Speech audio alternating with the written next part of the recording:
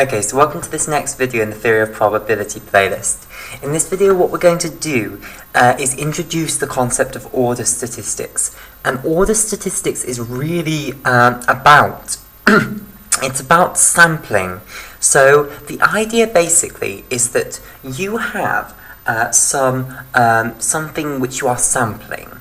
In our example, to give a concrete example, what I'm going to do is I'm going to give the example of the interval 0 to 1. So basically we are sampling points on the interval 0 to 1. Remember what a sample means. So if we sample the human population, if we go to the 7 billion people of the human population and we take a sample of 100 people, what that means is you randomly select 100 people from the human population and collect some data about them. So for instance, you take their height or something. Okay, so there's some probability distribution that you'll get each of the values between 0 and 1, and we're going to assume that that's uniformly distributed. So we're going to assume that you're equally likely to pick any point on the interval 0 to 1. Now what we want to consider is a probability space, which is the probability space consisting of every possible sample that you could get, that you could possibly get. There are absolutely loads of possible samples you could get. Firstly, I need to tell you what the sample size is. So let's say I'm taking big N points, okay? If you want to make it concrete, you can make big N 4 if you like. You take big N points, you sample big N points from this interval 0 to 1. So an example of a possible sample that you could have come up with is you could have got the point 0, you could have got the point 0.5, you could have got the point 1, and you could have got the point 0.75. So there are that's for an example when big N is equal to 4. More generally, obviously, you'll need to take big N sample points. So we've only at the moment got 4 here, but more generally you'll need big N. And there are absolutely loads of possible samples that you could come up with, basically, that you could have selected. And remember, it's completely random how you've selected these samples. So this is the probability space of all possible samples that you could have come up, that you could get when you actually do this experiment, when you sample it. So going back to the example of the human population, when you pick 100 people, there are absolutely loads of possible samples that you can get in that case, aren't there? In this case, obviously, we are sampling points on the interval 0 to 1, so there's uncountably infinitely many, whereas obviously humans on the world, there's a finite number, which simplifies the process somewhat, but the principle is the same, basically. Now, we could think about creating random variables on this probability space. We could think about creating the random variable x1, which is going to map you onto the interval 0 to 1, and the way it's going to work is it's just going to map any sample, basically. So any sample in this probability space here. So this is the probability space of all possible samples, basically. And it's going to take any sample and it's going to map it onto the value of the first sample point. So basically, if I get my highlighters, it is going to look at a sample like this one here, and it's going to say, okay, what's your first sample point in you? So in this case, it's 0. So x1 is going to ascribe that sample. It's going to ascribe that sample the value 0, basically. So to any sample, it will go in, look at what the first sample point that you chose. So we're going to imagine that samples are stored in the order that you sampled as well. So this was the first point I sampled, this was the second point I sampled, this was the third point I sampled, etc. And basically, it will look at the first point you sampled and it will ascribe you the value of that first sample point, basically. And this is certainly a valid random variable because it's going to be defined on every possible sample. And we can ask, what's the probability that you'll get a certain value? What's the probability density function of this random variable? Well, you are equally likely, you are uniformly likely to have picked your first point in the sample to be any point on the interval 0, 1. Therefore, this random variable x1 must be uniformly distributed on the interval 0, 1. Okay, and that's just because you are uniformly likely to have picked any of them, just by assumption. Our initial assumption was that, when you were picking these points, you picked them at random, and you were uniformly likely to have picked any of the points in that interval 0 to 1. Okay, what we can then imagine doing is generalizing this, so what's so special about the first sample point? We might as well define a random variable for the second sample point. So we could create a random variable which is going to ascribe to every sample, it's going to ascribe it the value of the second sample point. So in this case it will ascribe it 0.5. So x1 was orange random variable. X2 is going to be the green random variable. So it will ascribe to every sample, it will look at what the second sample point was, and it will just ascribe to each sample the value of that second sample point. And again, we can ask, how is this random variable going to be distributed? And again, the answer is the same. You were uniformly likely to have selected any point on the interval 0 to 1 as your second sample point. And this is one of the reasons why order statistics is so nicely done when the probability distribution that you will select a certain point in your sample is continuous. As it is in this case, it's a continuous probability distribution, that because you've got an uncountably infinitely many points. And the reason that is nice is that we have selected 0 in this for our first sample point, but basically that does not affect the probability distribution for the second sample point, because you know the probability that I actually get 0 again is going to be 0. So basically the fact that I've already removed one of these, and I don't obviously want to sample the same point again, it means that the probability that you get 0.5 basically has not changed because you've already selected 0. Whereas if you've got a discrete probability space, it does change. Imagine for a moment that the Earth only contains 1,000 people and you are sampling 100 people.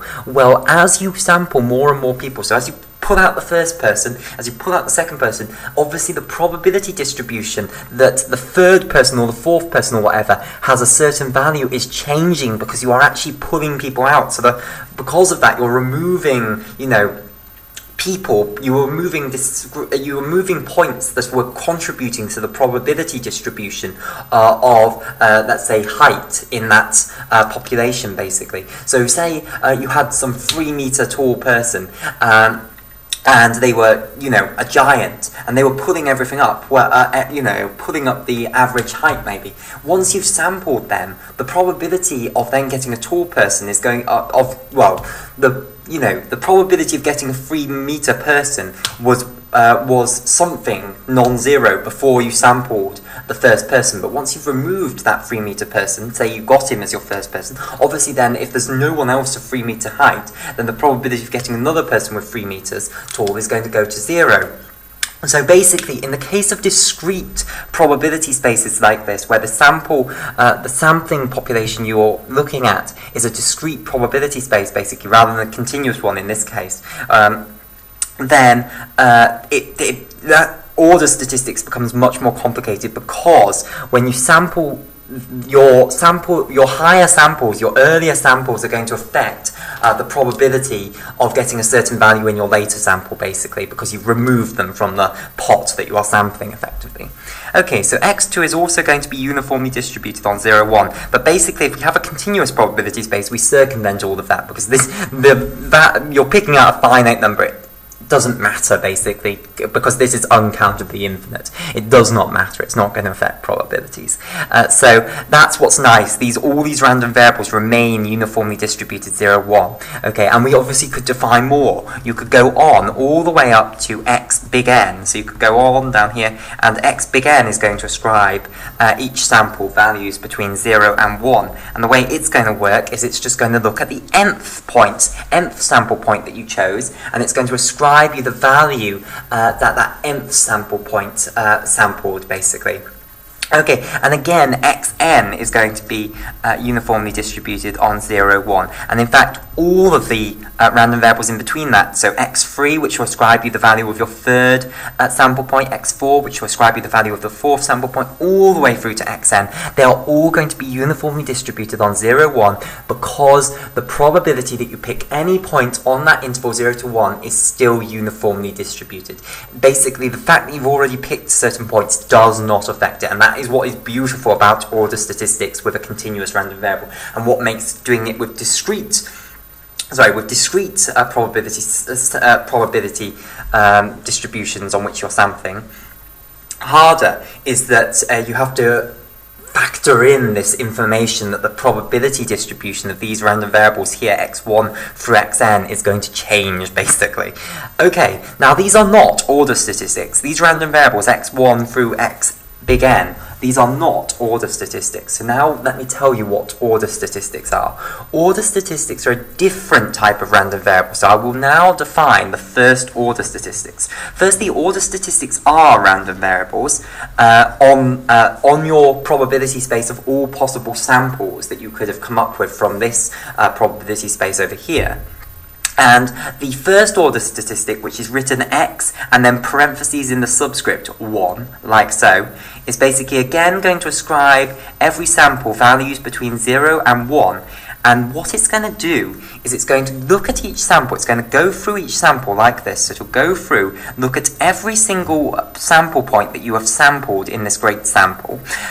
And it will look for which one is the smallest, basically.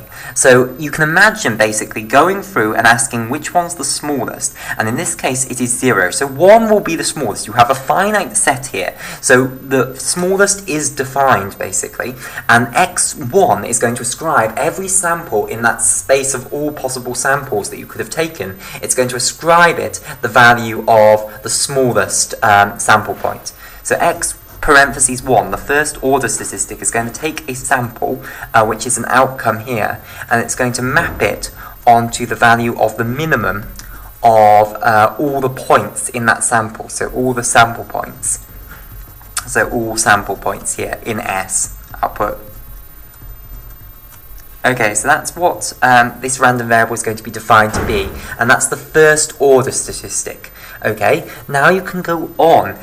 You can define the second order statistic, so we'll do that now. So the second order statistic, x parentheses 2, like this, is again going to map you onto values between 0 to 1, and what it's going to do is it's going to look at a sample and it will go through all the points and it will look for the second smallest one. So basically, if you imagine taking any sample and rearranging the sample points, the points that you've sampled, such that they are in linearly increasing order. So in this case, all we'd have to do is rearrange it to 0, 0.5, 0.75, 1. So we'd only have to swap these two to make that in order.